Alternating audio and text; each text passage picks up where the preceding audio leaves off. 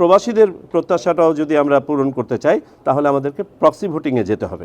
Individual voter যখন তার proxy নির্বাচন করবেন তাকে একজন আস্থার ব্যক্তিকেই নির্বাচন করতে হবে। পোস্টাল ব্যালট সিস্টেমটা আছে প্রবাসী বাংলাদেশি ভোটারদের জন্য, এটি একটি অচল সিস্টেম। ওয়ার্কশপের মাধ্যমে আমরা যেটা ডেভেলপ করতে চাই সেটা হচ্ছে একটা system architecture. Latest by 15 April বলতে পারবো কতদিন লাগবে। আমরা বাংলাদেশ ডাক বিভাগের সাথে আলোচনা করে বোঝার চেষ্টা করেছি যে আমাদের পোস্টাল টাইমিংটা কীরকম প্রয়োজন হবে। তো আমাদের ফাইন্ডিং হচ্ছে, এই কমিটির ফাইন্ডিং হচ্ছে, বর্তমান যে পোস্টাল ব্যালট সিস্টেমটা আছে প্রবাসী বাংলাদেশি ভোটারদের জন্য এটি একটি অচল সিস্টেম। যে কারণে আমরা গত দ্বাদশ জাতীয় সংসদ নির্বাচনেও দেখেছি একটি ভোটও এখানে কাস্ট হয় নাই বিদেশ থেকে। বাংলাদেশের ভিতর থেকে মাত্র 433টা পোস্টাল ব্যালট কাস্ট হয়েছে। আর বাংলাদেশের ভিতরেও আমরা যেটা বলেছি যে 4 ধরনের ভোটার এতে ভোট দিতে পারেন। দেশের ভিতরে আপনার সরকারি কর্মকর্তা কর্মচারীরা, ভোট আয়োজন এবং অনুষ্ঠানের সাথে যারা সম্পৃক্ত থাকেন তারা, এবং আইনি হেফাজতে থাকা ব্যক্তি, তারাও পোস্টাল ব্যালটে ভোট দিতে পারেন। তো আমরা মাত্র 433টি ভোট দেখেছি গত জাতীয় সংসদ নির্বাচনে, যেটা পোস্টাল ব্যালটের মাধ্যমে কাস্ট করা হয়েছে। আর প্রবাসী বাংলাদেশিরা কেউই ভোট দিতে পারেননি।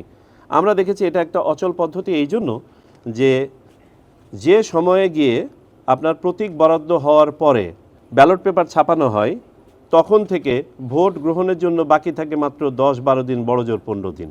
কিন্তু পোস্টাল ব্যালটে যদি বিদেশ থেকে ভোট দিতে হয় আমরা হিসাব করে দেখেছি সর্বনিম্ন 24 দিন থেকে প্রায় 35 দিন 40 দিন পর্যন্ত লাগে। সো এখানেই বোঝা যাচ্ছে যে এটা কোনো কার্যকরী পদ্ধতি নয়।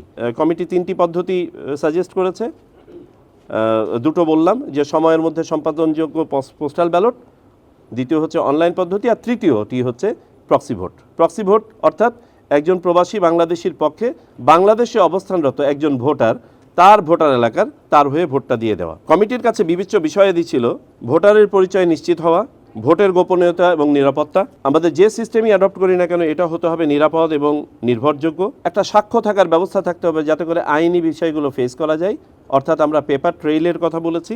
যে সময় পাওয়া যাবে ভোট গ্রহণের জন্য সেই সময়ের মধ্যে সম্পাদনযোগ্য একটি পদ্ধতি, এটি একটি সাশ্রয়ী পদ্ধতি হতে হবে এবং সর্বোপরি সার্বজনীন পদ্ধতি হতে হবে, যাতে করে বিদেশে বসবাসরত সকল ধরনের প্রবাসী Bangladeshi irrespective of their level of education যেন এটা সহজে ভোটটা দিতে পারে। যে আগামী নির্বাচনের জন্য যদি সত্যিকার অর্থে আমাদের প্রত্যাশা পূরণ করতে হয় এবং মাননীয় প্রধান উপদেষ্টাও যেটা বলেছেন সেইভাবে যদি আমরা প্রবাসীদের প্রত্যাশাটাও যদি আমরা পূরণ করতে চাই তাহলে আমাদেরকে প্রক্সি ভোটিংয়ে যেতে হবে। ওয়ার্কশপের মাধ্যমে আমরা যেটা ডেভেলপ করতে চাই সেটা হচ্ছে একটা সিস্টেম আর্কিটেকচার। এই যে 3টা পদ্ধতি সাজেস্ট করা হলো, এই 3টা পদ্ধতি 3টা আর্কিটেকচার ডেভেলপ করার। এই আর্কিটেকচারটা ডেভেলপ হয়ে গেলে আশা করছি যে 7-8 এপ্রিলের এক সপ্তাহের মধ্যে সেটা ডেভেলপ হয়ে যাবে। তারপরে আমরা বিভিন্ন স্টেক হোল্ডারের সাথে এটা নিয়ে আলোচনায় বসতে চাই, অর্থাৎ রাজনৈতিক দলসমূহ এবং অপরাপর স্টেক হোল্ডার্স। সেইখানে যদি আমরা সর্বসম্মতভাবে এইটাকে দেখি যে এটা গ্রহণযোগ্য হচ্ছে তখন আমরা সিস্টেম ডেভেলপমেন্টে যাব।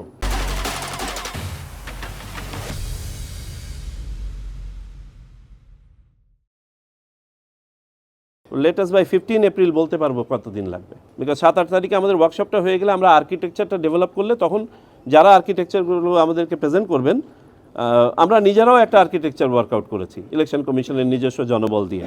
তো সেটা আর এখানে আমি অবতারণা না করি, যেহেতু এটা ওয়ার্কশপের মাধ্যমে যাব আমরা, সেখানে হয়তো এটাও প্রেজেন্ট করতে বলবো, তখন আমরা হয়তো বলতে পারবো যে কতদিন সময় লাগবে। বলেছি যে আপনাকে কাউকে না কাউকে একজন ব্যক্তিকে তো আস্থায় নিতে হচ্ছে, এবং এখানে আমরা এই বিষয়টাই ডিবেট করেছি যে ধরেন আমি একজন প্রবাসী, আমার ভাইকে বা বন্ধুকে বললাম আমার হয়ে ভোটটা দিয়ে দিতে, আমি বললাম যে আমি অমুক প্রতীকে ভোটটা দিতে চাই, এবং সে ভোটটা দিতে গিয়ে সেটাতে দিল না, এই এতটুকু রিস্ক থেকেই যায়। এই জন্য ইন্ডিভিজুয়াল ভোটার যখন তার প্রক্সি নির্বাচন করবেন তাকে একজন আস্থার ব্যক্তিকেই নির্বাচন করতে হবে। এতটুক ইম্পিউরিটি নিয়েই আমরা এই পদ্ধতিটা কিন্তু সাজেস্ট করছি।